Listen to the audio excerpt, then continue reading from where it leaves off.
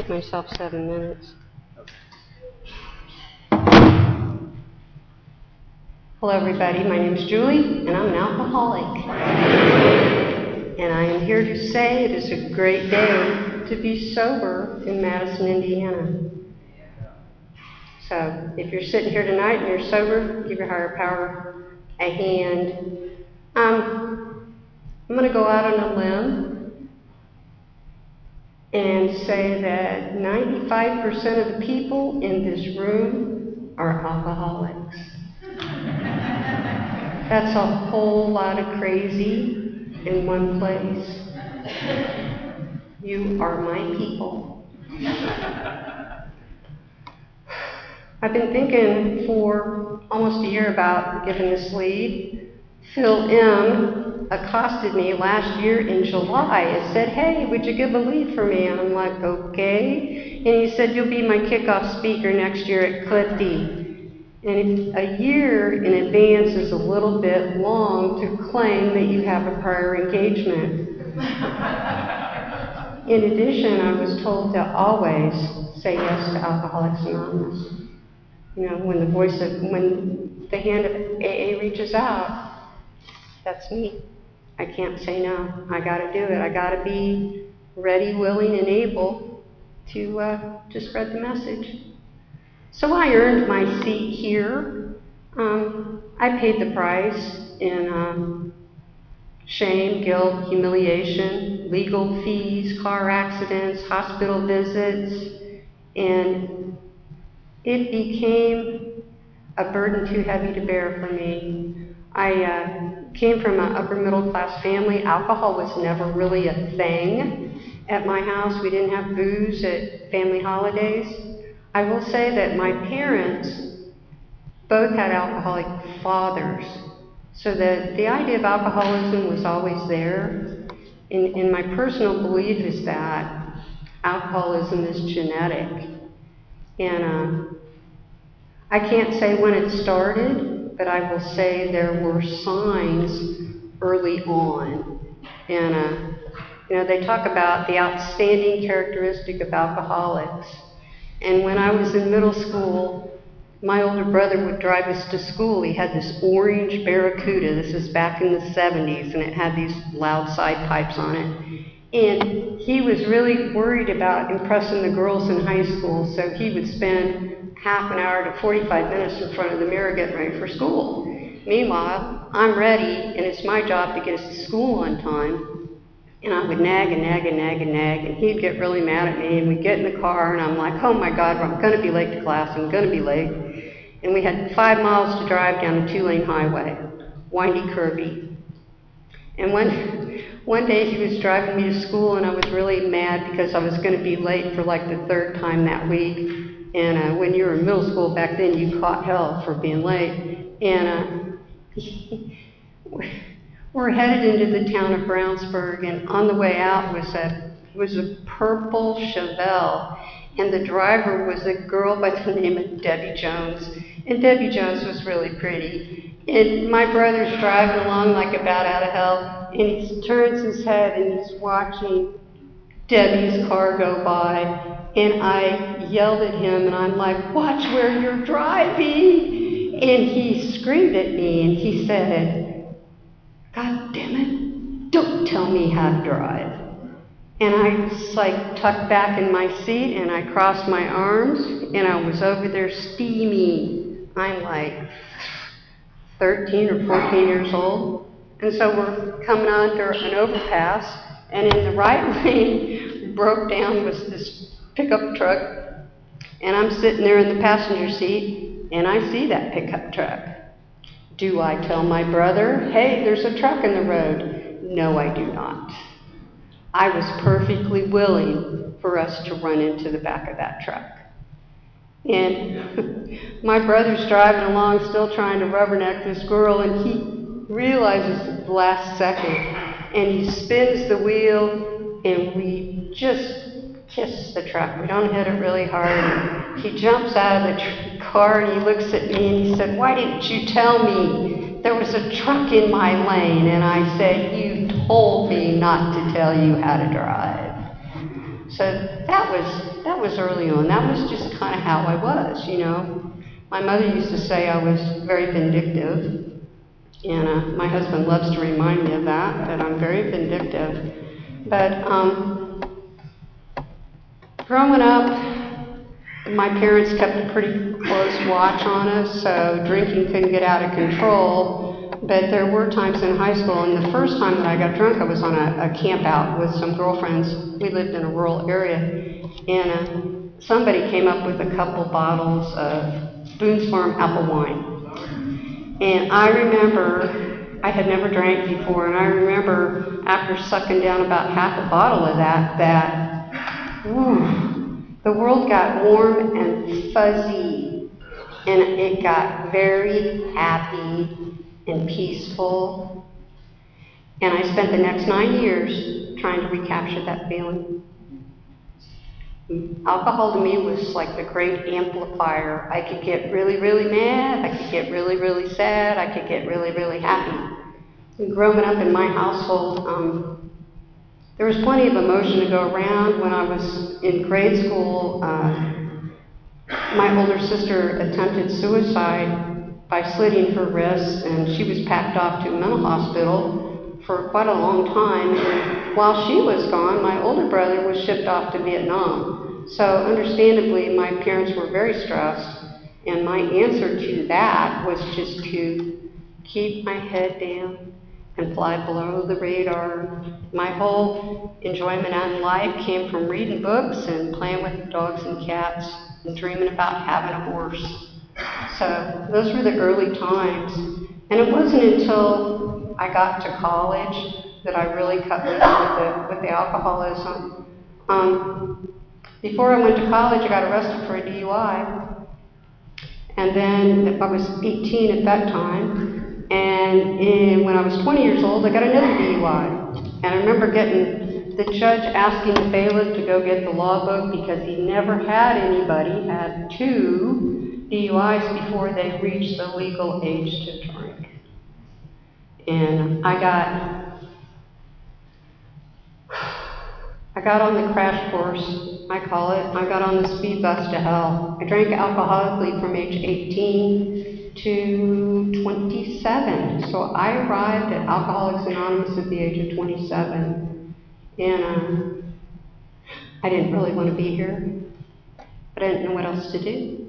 I've been arrested for my 3rd DUI, and the idea of going to the women's prison, one, or spending the rest of my days taking a bus into downtown Indianapolis certainly wasn't appealing.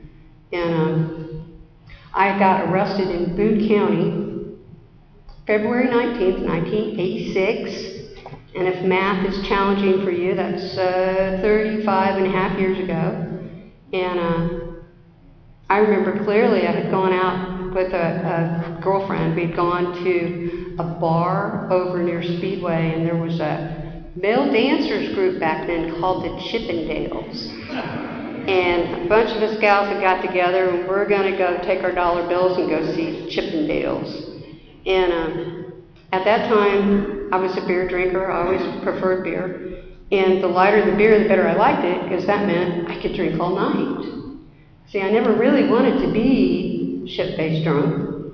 I wanted to be on that happy little plane where I was warm and fuzzy, and I was taller and blonder and smarter, because that's what I was convinced happened when I got to a particular point with drinking. So anyway, we go to Chippendales. Instead of light beer, they had something heavy duty on tap. It was their special beer. It was one of the stronger ones. I can't even remember what it was now. Anyway, I got intoxicated, and one of my friends was supposed to have other people take her home. And she lived at least 15 miles north of Indianapolis off of I-65. And her friends disappeared. And so she says to me, "Can you take me home?" And I'm like, okay. So I proceed to take her home. It's dark, it's raining, it's February. And we pulled into this truck stop out on I-65, and instead of running in on the driveway, I ran parallel to the driveway and got my car stuck up to the axle in the mud. And of course, people called the police because I was stuck in the yard of the truck stop. So the police show up. By this time, my friend has gone inside the truck stop. She's like, "See you later, bye."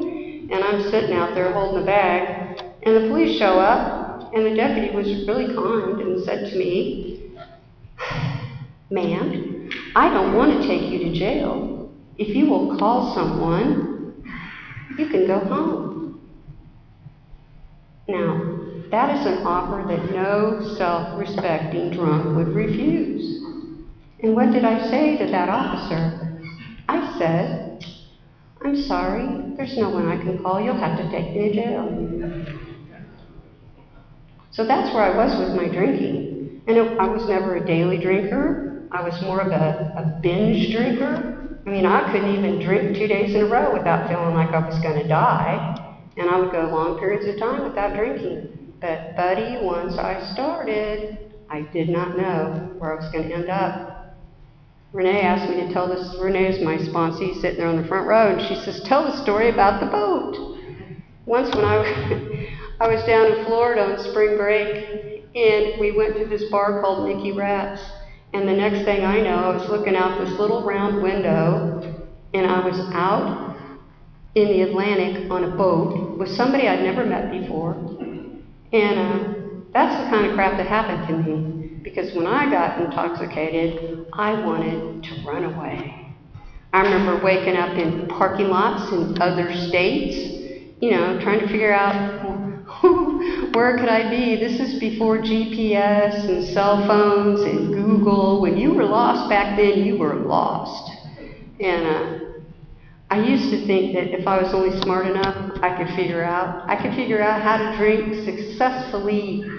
And I didn't think it was strange at all to take a pillow and a blanket in my car. I thought that was just being responsible. That way, when I had too much to drink, I could just pull over and go to sleep. And I remember having the brake lights in my car disconnected, because that way, if you had to evade the police, those brake lights would not give you away. And I did that a couple times. Once I got caught, went to jail. So there were many, many things that happened over the years, and it's simply miraculous that I didn't end up in a ditch somewhere, because when I drank, I could get very combative, and it didn't matter how big they were. I was still up for a fight, and so I lost my place. I was always up for a fight. I've been in fights with military police and strangers in bars and friends in bars and all the above. I don't think the important thing, though, is actually what happened. I think the important thing was how I felt. This is the key. Because if all that stuff had happened and I still felt okay about it, I would have never ended up here, it's for certain. They talk about the places that an alcoholic ends up: jail, hospitals, jails, institutions, and graveyards. But they forgot the most important place, which is right here, Alcoholics Anonymous, because this is when the rubber hits the road. When I came out of jail on February 19th, 1986, I remember going to the impound lot to get my car. And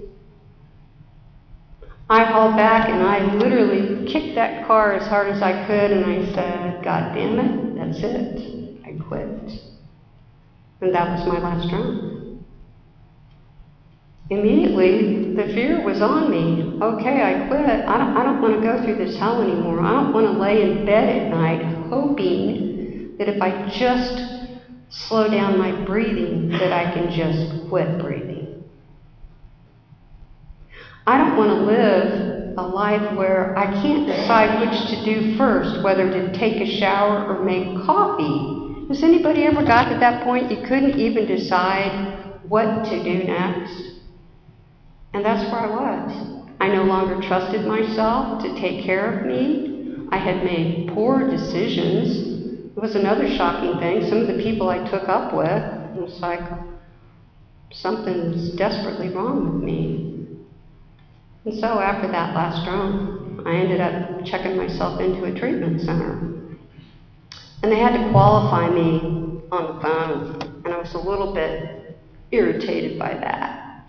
And the lady's like, because I wasn't drunk when I called, and she said, well, why do you think you're an alcoholic? And so I listed all these reasons. She still wasn't convinced, and finally I said, God damn it, lady, I'm crazy. And she said, you can come in Monday morning, which is what I did. I went in Monday morning. And I met a whole new level of crazy at the treatment center. And what was really sad is I was exactly where I needed to be, with exactly the people I needed to be with. And this place was very strictly run AA. Back then there were no mood-altering chemicals that they gave you to help you over the hump. It was just plain old AA. And AA volunteers came in, and they told the truth, and it ended up saving my life. So I hung out there. I remember feeling a little bit smarter than everybody else, because honest to God, you didn't have to tell me the same thing 25 times, which is what they did. You know, one day at a time. Live and let live. All those slogans. And I remember thinking, they must think we're really slow because we have to say these all day long. What I didn't realize at the time is when I got out of the treatment center, because they had embedded that in my brain, those things would come in handy, one day at a time. It was a big one for me. The serenity prayer was another big one for me. I didn't really have a God that I trusted at that point. I remember the Baptist God from church, and I just wasn't really ready to accept that. And so when I was told in Alcoholics Anonymous it could be the God of my understanding, I was excited by that. I was excited by that because I remember sitting in church and the minister saying, animals don't have souls, therefore they don't go to heaven. And as a 12-year-old girl, I just remember my heart just broke that animals don't go to heaven. And who would want to go there? Who would want to go to a place with no animals? Not me. And so that kind of began my lifelong struggle with the church. And anyway, I did what they told me in the treatment center, and I wasn't really happy about it, and I only did it because I had to. And I only did it because I didn't want to be drunk again. If there had been a program that said, you can drink like a lady and leave the bar with dignity and grace, I would have gone for that one. There wasn't. There was just Alcoholics Anonymous, which was a daily reprieve, one day at a time. Don't take the first drink. Now, I did kind of like the idea of procrastination because I was always pretty good at that. And I thought, okay, I'll try it because I didn't know what else to do. Don't know what else to do. This is it, I guess. And I wasn't happy. I was 27 years old. The idea of no more alcohol was kind of sad to me. And I remember going to my first AA meeting, and I did not know it, but everywhere around that treatment center were retirement homes. So when I go to this AA meeting, everybody had gray hair. And I remember feeling real sorry for myself that, oh my God, this is where I have landed. This is my life with all these old people. And now here I stand and I'm an old people. So I got some really good information those first years. Sometimes I think that when we look back on our sobriety, it's like looking at your life through a spotting scope or binoculars. The things that are closest to you are not in focus, but the things way off in the distance are in very clear focus. You know, anything that I know today, I didn't know then. And it was only over time that I developed that perspective to understand what was that all about? You know, doing that stupid step 4 and stupid step 5, which I didn't want to do, and but I did it because I was afraid not to. Fear can be a fabulous motivator. It's what kept me on the straight and narrow. So I did my step 5 with a Catholic nun, and she says to me, after I read the whole thing, and sat there, and she looked at me and she says, "Young lady, you are simply filled with self-pity." Simply filled. That's exactly what she said. And I was so shocked by that, I had to go back to my room where I got in bed and I stayed there for 10 hours because that was just really a slap in the face. But the truth was, that was one of the things I'd be most careful about in the future, is not to feel sorry for me. So 30 days in the treatment center, and I'm off and running. And in the early days, we had a little daisy chain of people with different lengths of sobriety, and it was almost like a bunch of kindergarten kids going through the hall, holding hands like this, because I looked to those people for advice, those people that had been down those roads before, and they saved me from myself. AA is the first place I ever came that I could listen to you, tell me what it was like, and actually believe you. Always I had to find out for myself because I was defiant. And I was pretty damn smart. I could figure it out, right? Well, I couldn't. My best efforts got me in jail, in court, in a rehab center. So for once, I decided I would listen to these people and do what they suggested. I like to say that I was never 100% willing. Sometimes all you have to be is 51% willing. 51. You can have 48% of I hate this and I don't want to come back and this sucks and you're stupid. But as long as you have 51% that says, I'm gonna keep coming back, then you can stay sober. 51%. We can all wrestle up 51% most of the time. The challenges in my sobriety, the big ones, a lot of them came early.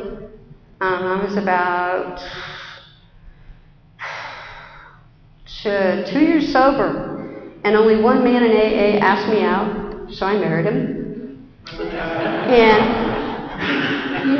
I figured he was the answer to one of my big problems in life, and that was dealing with anger. In my household, the person who had the best vocabulary won the fight. And my mom would get so angry, and she would scream, and her eyes would bulge, and she looked maniacal. And my father would sit there calmly, and he always had a rational argument. And sometimes he would smile and laugh. And if you're a kid sitting there watching that, what you figure out is the person who's red-faced and yelling and screaming has no power. And so for me, power meant containment of emotions. That was part of the attraction of alcohol, because then you could just let it rip. Because the real me was going to keep a lid on it. And I remember thinking when they talked about step 4 and step 5, how dreadful it was to give over all that damaging information to somebody else. I was kind of like getting brainwashed, but I was too scared to do anything different. So I did it. I always made a habit of showing up at the same groups, and I had a home group, and it was on Wednesday night. And when I first came to AA, I think I had about 6 months sobriety under my belt, and the meeting chair says, "Hey, we need somebody to come in and make coffee." And I'm sitting over there, and I'm like, "I'll make coffee?" And he said, "Well, I'm sorry, Julie, we need somebody that's been sober at least a year." And I was so offended. So offended that they didn't think I was reliable enough after 6 months of sobriety to show up and make the stupid coffee. Anyway, the way it worked out, nobody else wanted to make the stupid coffee either, and so I got the job by default. I had cookies and cupcakes and 2 kinds of coffee and color-coordinated napkins for a year. Talk about being accountable, buddy. I was accountable. And I was the most important person at the meeting because I made the coffee. But what I also did is I learned everybody's name, and they learned my name, and I learned to be comfortable in that environment. And it just taught me sober social skills, which are not the same as drinking social skills. Sober social skills take a little bit more finesse. So that was a good thing for me, to be accountable for that first year.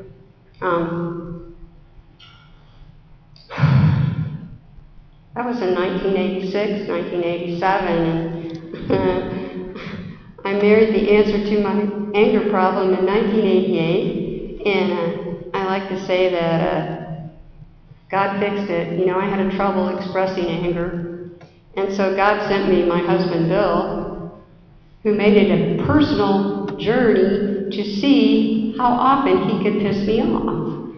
And what I learned from that was to get really mad and then let it go. Always before I would get mad and hang on to it. I had boyfriends over the years, and those poor men, they would do some little thing and it would irritate me, but I never said anything.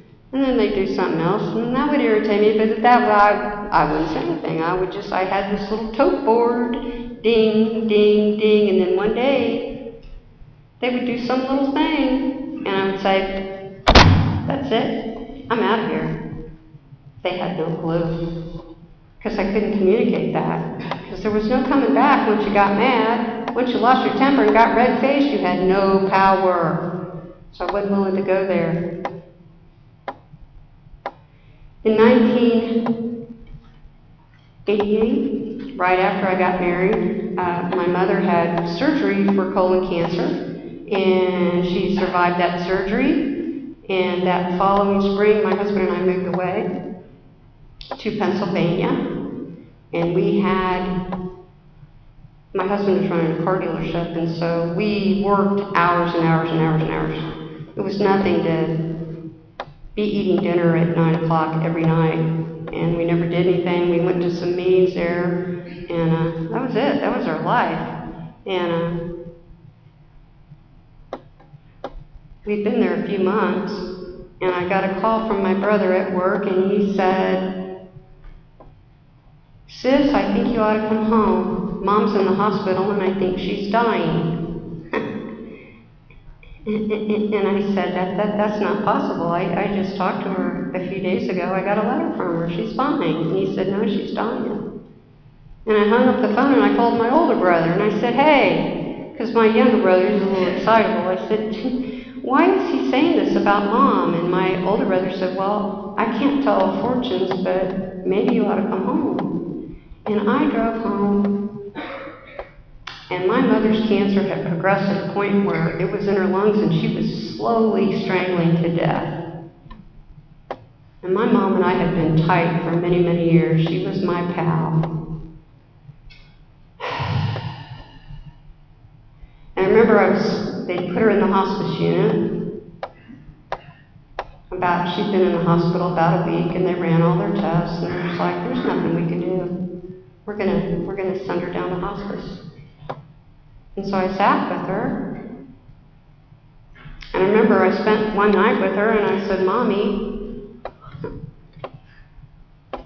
can I go with you? And she said, I'm sorry. She had oxygen and she said, I'm sorry. And she shook her head.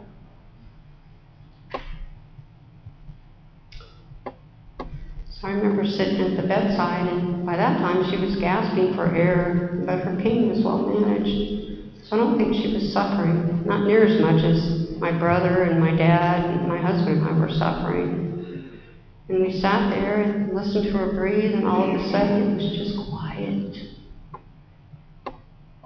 And the nurse came in the room, and I looked at her, and out of my mouth came the voice of a 5-year-old girl. And I said, is my mommy dead? And she said, yes, your mom is dead. I just remember thinking, I'm not going to be okay through this. You know, my mom was my rock. She always believed in me. So anyway, after my mom died, I remember being very, very afraid that I was going to start doing things that were inappropriate because my mother was my conscience. You know, didn't answer so much to God as I did to my mom. And we were still living in Pennsylvania, and after a couple weeks, my dad said to me, honey, you have to go home now. You can't stay. And I did. I went back to Pennsylvania. Those weren't my people. I hadn't been there long enough for them to be my people. I barely knew those people. I hadn't really made a point of knowing those people. So when the time came that I needed them, I couldn't even go there. I did not go to a meeting for 2 months because I did not know these people and I did not want to fall apart in a room full of strangers. There was an auto wholesaler who used to come into our car store, and he came in one day, Roger, and he wanted my husband to go to a meeting in downtown Pittsburgh with him. My husband couldn't go, and he goes, why don't you take my wife? Because he was starting to get concerned. And so Roger and I went to a meeting in downtown Pittsburgh, and there was a little tiny room, but it was stuffed with people. And it was the strangest thing because the topic was grief. And the whole reason I had avoided going to meetings is I didn't want to deal with the grief. I don't want to fall apart. I don't know these people. I don't feel safe. And the topic went around the room, and there was this guy that looked like Mr. T. I mean, he had the gold chains and everything. He looked like a replica of Mr. T. And then there was another guy that looked like he just came off the farm in his coveralls.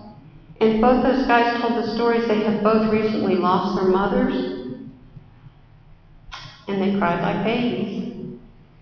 And I went across the room from them, and I cried like a baby too. And when we all gathered at the end to hold hands, I went and stood between those two guys. And we cried like babies.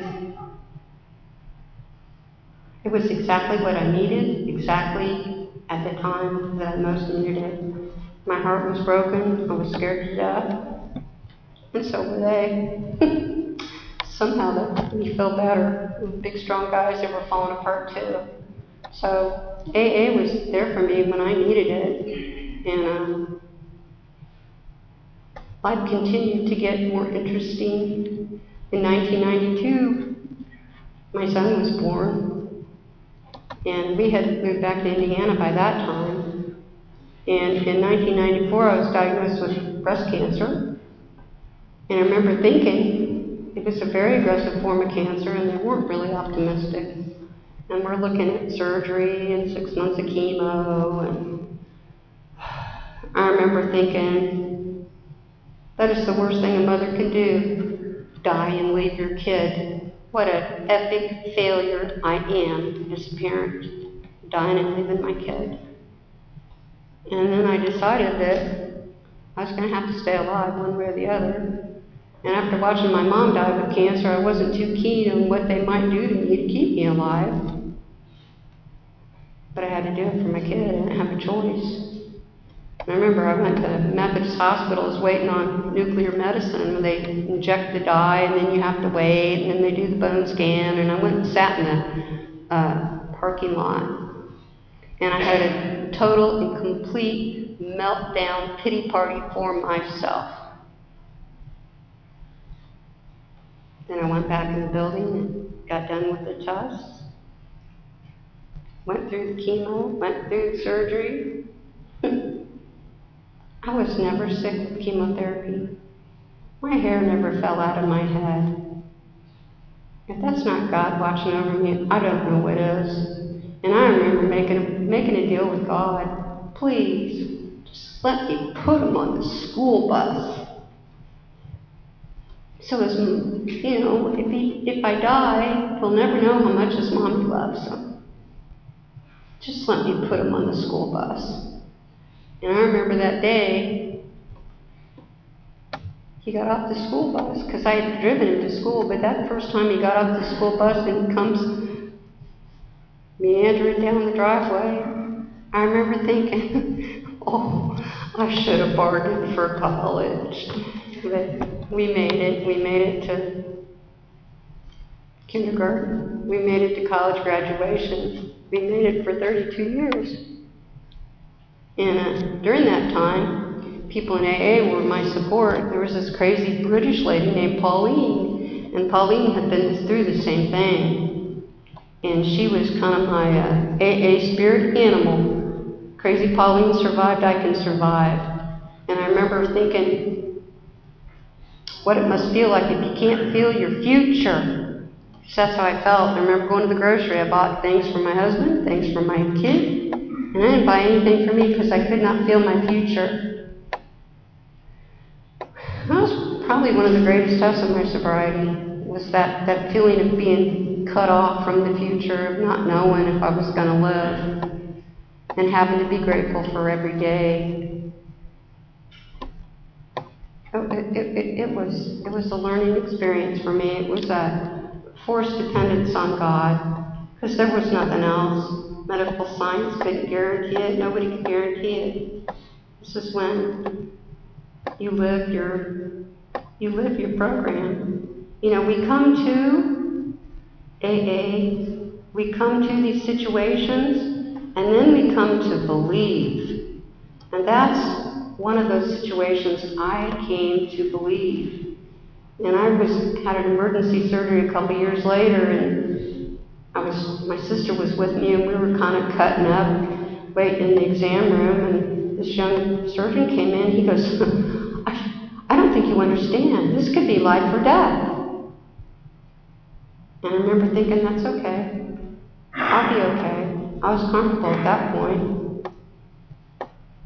If I don't make it, I don't make it. My faith had been fully sealed by that point. Whatever happens, happens. We're all here for a reason. God's got a plan. I don't always know what it is, but there's the plan for me. And I was grateful at that point. I didn't have anything to be ashamed of or to apologize for. I was free. And that's what Alcoholics Anonymous can do for us.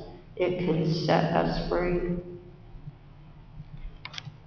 23 years ago, an amazing thing happened to me, in that my husband would come home from meetings and he said, oh, there's this crazy couple and they have these two big Dobermans. He said, you gotta meet them. You gotta meet them. And he kept talking about them and their Dobermans. And so finally one night, one half of the crazy couple approached me and asked me to be her sponsor. And that was 23 years ago. And she's sitting right here. Renee, would you stand up, please? 23 years sober.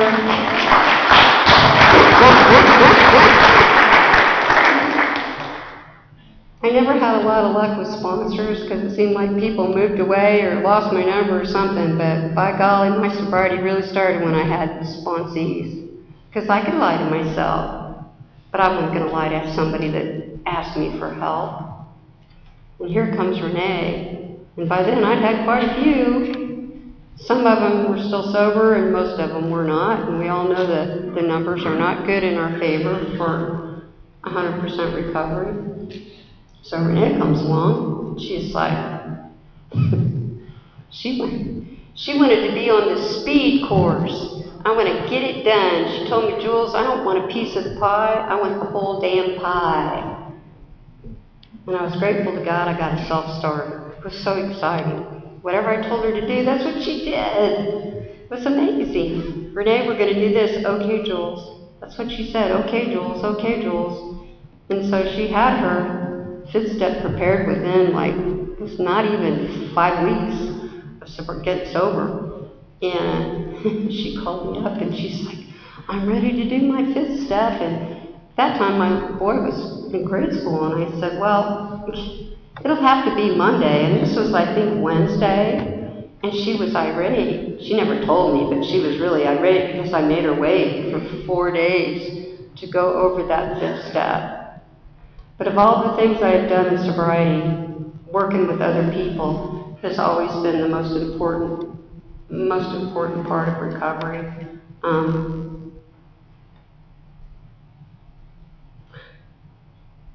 I've had a lot of people over the years, and I've watched people get sober and not be able to stay sober, and it wouldn't be right to be talking about some of the people that didn't make it. People that committed suicide or died in accidents or had alcohol-related health problems. And you look at that and you wonder, what is different? How come I'm alive and they're not? Why did God's grace come to me and stay? Because grace is a free gift. It's an undeserved gift. And I got it, and I got to keep it. But the big book tells us that if we don't share it, we'll lose it. I have to give it away to keep it. I have to surrender to win. Some of those sayings that make no sense until you get back and you look at it through your binoculars and understand what it really means, how this thing works. And I have this terrible fear I'm leaving out a lot of in between. But I've been sober 4 times longer than I was drunk, and so 75% of my life has been in recovery. So that's what I know is recovery. And we've moved 3 times in sobriety. Big moves. I mean, moves that you're far enough away that you got to pick up with a whole new bunch of AA people. And this last move was probably the biggest, because we spent 26 years in one house while my kid was growing up, and I had spent 30 years in the same home group. 30 years. And we moved, and we lived in outside the town of Hope. And so we get to town, and we're looking for meetings, and we ran over to Columbus and did a couple of those monster meetings, and okay. And then I'm looking at the meeting schedule, and there's some meeting out in this place called St. Morris, which I have no clue where that might be. And I plugged it into my GPS on my car, and my husband and I get in the car, and it routes us right through the south end of Greensburg from Hope. And we're driving along, and he said, "That GPS is full of shit. There's nothing out here. Where are we?" And I'm like, I don't know. I don't know where we are. That's the problem with the GPS. When you get lost with the GPS, you are 100% lost. And lo and behold, we found ourselves in St. Morris, Indiana. And lo and behold, there was the church. And there were a couple people that looked like they could be alcoholics. And we go down the steps, and all we could hear is ho, ho, ho, ho, ho. If anybody knows Lou, you know that once you've heard Lulu's laugh, you'll never forget it. And it was the most welcoming song. But there were 3 or 4 guys at that meeting. That was it. 3 people. Hell, we were like 2 people. We were half the meeting. Anyway, we continued to go to that meeting, and I decided that was going to be my home group. And a couple weeks ago, we had 17 people at that meeting. It was very exciting. And I strongly suggest if you're going to make a geographic change that you figure out a way to become a part of a meeting. Not just show up, but do something so that you have accountability.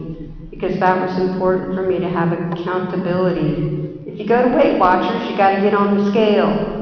So if you're going to go to AA, you got to have a home group. You got to have people that if you don't show up are going to call you on the phone and go, "Hey, what are you doing? What's so important?" Sometimes there is no job available at your chosen meeting, and you have to make your own job, which is what I did. I made my own job. I gave myself a title. I am Julie, the pastry princess. So, and I can prove it because, maybe,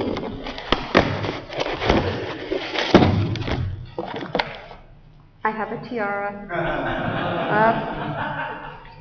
So, find a job, make yourself a job, do whatever you have to do to be relevant and be a part of your group. Somebody, Desi, I think it was, asked me if I would help with the outreach program at the Decatur County Jail. I said yes. And I only had to go once a month, and the Sunday would come around, the last Sunday of the month, and I would think, I have to go to the jail. There was a part of me that remembered actually being in the jail, and having to go to the jail was kind of unpleasant. But I figured out that as I kept going, some of those poor people are in there for a while, and so I kind of got to know them. And I would come away from there, and I was so happy. I was happy that I went to the jail. It did something for me. I think it reminded me of my younger days, back when I used to end up in the jail, because one night I was driving home from the jail, and I realized I was going almost 80 miles an hour in a 55-mile-an-hour zone with the radio cranked up all the way, like I used to when I was young in sobriety. So it pays to have a reminder of what it was like. And so now the jail is going to be part of my regular meeting routine. And I was all pissed off the other day because there was this property we wanted to buy, and anyway, it didn't work out. And I was really grumpy. And the phone rang, and it was a gal from the jail who had asked me to be her sponsor. And it made me so happy. She said, Julie, I got the letter that you sent, and I'm going to do everything that you told me to do. And she was so excited. And now the women's part of the jail has their own meeting on Thursday night. You just don't know where it's going to go. But that honest, open, and willing, 51%. That's all you need to be, 51%. I feel like it should take questions or something, because I feel like I'm leaving shit out, and somebody's going to come up to me and say, hey, you left something out. I bet I left plenty out, because I can't think of all 38 and a half years in 40 minutes. So if you're thinking about drinking, remember, we will be here for you when you decide to come back. And there's plenty of those. There's really no shame in that. I'm sure it's painful. Personally, I would not recommend it. I came here and I believed. I had paid. I had paid humiliation and shame and guilt, fear, anxiety. I remember there used to be a term that they said, free-floating anxiety. Well, if you have anxiety, it's because it broke off of something. It's not floating around free. And for me, my anxiety was that anxiety, that fear that was unresolved. And Alcoholics Anonymous gives us steps to deal with that. The most important step to me was not step one. I was fully convinced when I came to Alcoholics Anonymous that my life was unmanageable. What I secretly thought was that I was crazy. And so when step two promised to restore me to sanity, I thought, well, this might work for me, because I knew I was insane. Sane people don't do the crazy crap I did. They don't end up on boats and in jails and all the crazy places I did. So I was encouraged by that. And step three, make a decision. A friend of mine used to call steps 1, 2, and 3 doodah steps. But I don't think that at all. I think they're very important. I think they're foundational steps. Because if you muff up those first 3, what is 4 and 5 actually standing on? Quicksand. So step 4 and 5, what did I do? I looked at my grosser handicaps. I never liked to think that I had character defects. I'm not defective. I had learned behaviors. Those were my character defects. Those are learned behaviors. And there used to be a circuit speaker named Ernie Larson, and he said, they will stand like armed guards, barring your path to sobriety. So step 4 and 5, I took them out, I looked at them. It didn't kill me. Didn't even really hurt too much. It was a lot better than thinking about where I had been. It was about going forward and living life so I didn't have to keep repeating the same mistakes. 6, 7, 8, and 9, they were a piece of cake compared to step 5, step 4, step 5. So I was okay with those. Now I have to live in 10, 11, and 12. Said we have a daily reprieve. We have a daily request to God to let me be useful to someone else. If we're sitting here tonight, it's because we're little minor miracles.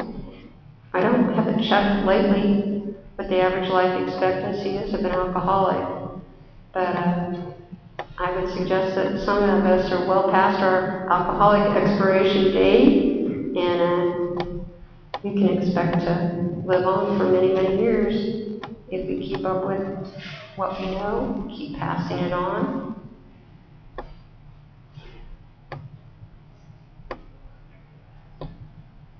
My life today is relatively quiet, maybe a little quieter than I want it to be. I used to thrive on chaos when I was a drunk. Other people's chaos was even better than mine, because then I could sit back and feel superior. But today it's pretty calm. It's pretty tranquil. I'm grateful to be here. I want to remind everybody that you're a miracle and I'm a miracle.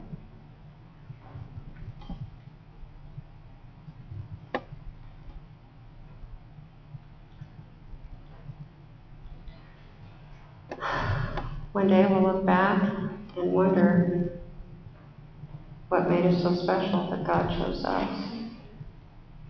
So remember, wherever you go, whatever you do, we are with you.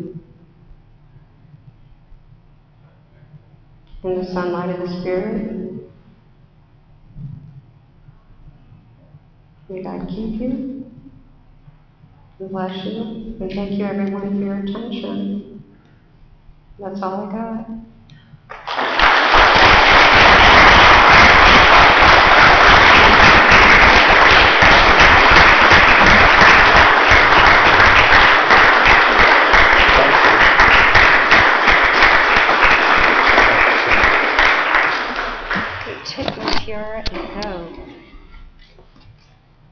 Please help me close in the Lord's Prayer.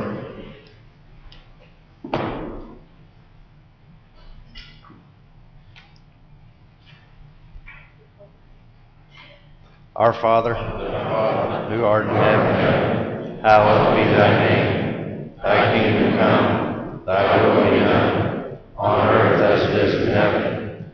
Give us this day our daily bread, and forgive us our trespasses, as we forgive those who trespass against us. And lead us not into temptation, but deliver us from evil. For thine is the kingdom, the power, and glory forever. Amen. Keep coming back. It works if you work it.